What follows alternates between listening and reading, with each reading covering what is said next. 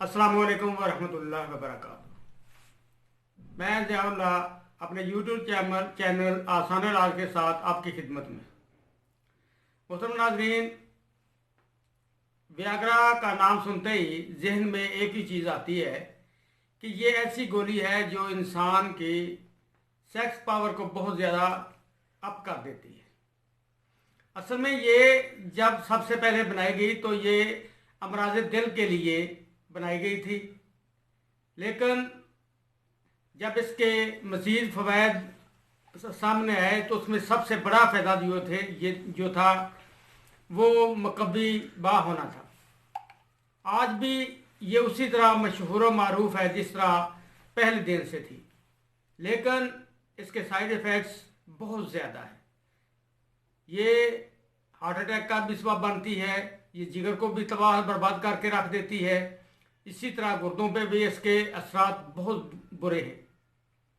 लेकिन इन तमाम side effects के बावजूद ये गोली अपनी मांग दिन ब दिन बढ़ाती चली गई और आज भी उसकी 2 नंबर कापीज बनकर मार्केट में आम इंतहाई सस्ते दामों में मिलती है। लोग खरीदते हैं, लेकिन वो अपनी सेहत और अपनी ज़िंदगी का जो कहते हैं ना कि दांव पे लगा देते हैं, अपनी ज़िंदगी को दांव पे लगा के ये गोली खाते हैं। तो आज मैं आपको इंशाल्लाह उसके मुकाबले की देसी वियाग्रा बनाने का तरीका बताता हूँ, जो इंतहाई मुअस्सर और इफ़ेक्टिव भी है और इसके साथ साथ महफूज भी है। उसके कोई ज़्यादा साइड इफ़ेक्ट्स वगैरह नहीं है। ना तो ये जिगर को, दिल को या जिगर को या गुर्दों को ख़राब करेगी, बल्कि ये बहुत अच्छी है। लेकिन किसी चीज़ की भी कसरत जो है ना वो अच्छी नहीं होती। तो आए मैं आपको बताऊं कि वो कौन कौन सी इंग्रेडिएंट्स इसमें मौजूद हैं, किस तरह बनाना है और कैसे इस्तेमाल करना है। ये चीज़ें आपके सामने पड़ी हुई हैं। ये जायफल है,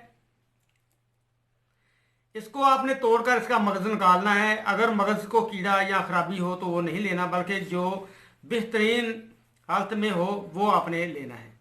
20 ग्राम या 10 ग्राम जितना भी आप लेना चाहें लें। ये असगंध नगौरी है। ये भी आपने, अगर ये 10 ग्राम मगज़ होगा, ये छिलके के बगैर जब वज़न करेंगे तो 10 ग्राम हो। ये असगंध भी 10 ग्राम होनी चाहिए।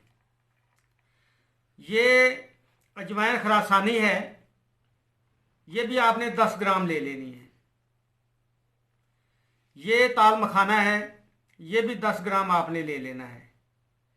ये समुंदर सौख है, ये भी आपने समुंदर सौख की भी 10 ग्राम लेना है। ये कुचला है, इसे मुदब्बर करना है। आप ऐसे करके इस तरह के अच्छे अच्छे जो पीसेज हैं वो आप लेके अदरक के पानी में डुबो दें। 7 दिन के बाद इनका छिलका जो है नरम हो जाएगा, वो छुरी की मदद से ऊपर से छील लें। और 2 पीसेज, चूँकि ये डाइकाट पौधे का बीज है, इसे 2 दाने हो जाएंगे।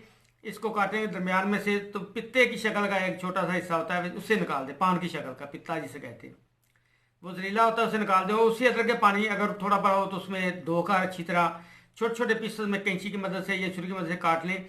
और उसी वक्त आप अच्छी तरह से कूट कर छलनी की मदद से अच्छी तरह छान लें। ऊपर हाथ से इस तरह मलेंगे तो आसानी के साथ जो पाउडर होगा नीचे चला जाएगा। उसे अच्छी तरह धूप में रखें ताकि खुश्क हो जाए। उसके बाद फिर अच्छी तरह उसे छलनी से छान लें ताकि बारीक सफूफ पाउडर हो जाए। तो ये, इसके अलावा मसगी रूमी आपने लेनी है 10 ग्राम। ये सफूफ भी 10 ग्राम होगा, मसगी रूमी भी 10 ग्राम होगी और अकरकरा भी 10 ग्राम। ये 8 चीज़ें हो गई। इनको आपने हम वज़न मिला के 500 मिलीग्राम वाले कैप्सूल भर लेने हैं। 500 मिलीग्राम वाले कैप्सूल भरकर आप अपने पास महफूज रखें। एक कैप्सूल आप सुबह खा लें, एक शाम को खा लें दूध के साथ। नीम गर्म दूध में शहद मिला लें, उसके साथ खाएं।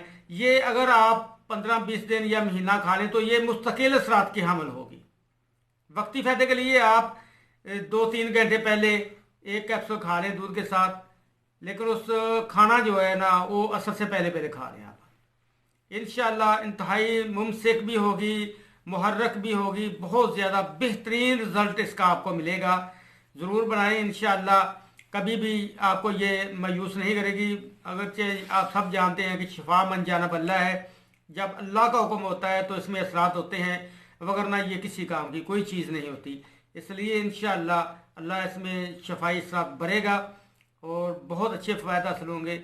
वस्सलामु अलैकुम वरहमतुल्लाहि वबरकातुहू।